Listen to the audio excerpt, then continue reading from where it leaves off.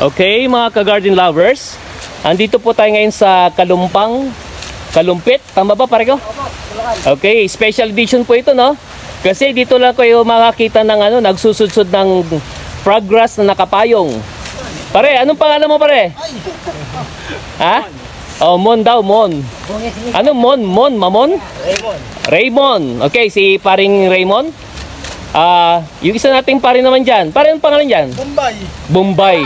So, nagpapautang ba yan, pare? Papautang. 5-6, no? 20%. So, 5-6.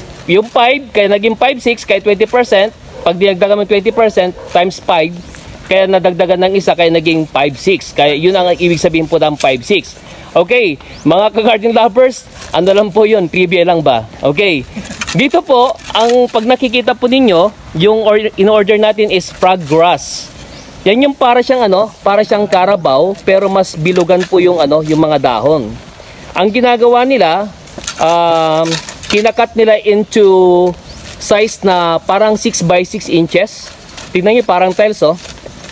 Tapos ilalagay nila doon sa sako na hinati, just like that. Okay?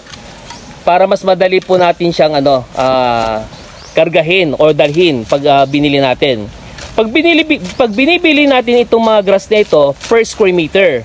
Kaya halimbawa, yung ilalandscape natin, kukunin mo lang yung area, kung ano lalagyan mo ng grass, then i-compute mo na lang din yung area kung ilan yung magagamit natin na damo. Ganun lang po yung antag dito, pag-estimate ng pagbili po ng frog grass.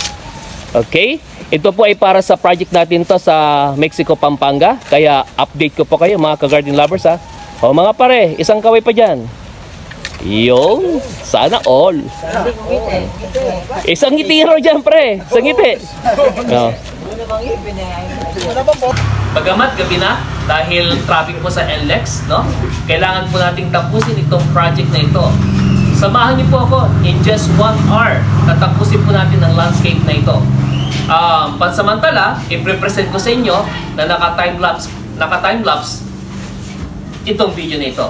However, sa finale, i-explain ko sa inyo yung factors na ginamit ko kung bakit nag-arrive ako sa ganong design. Kaya samahan niyo ako, okay?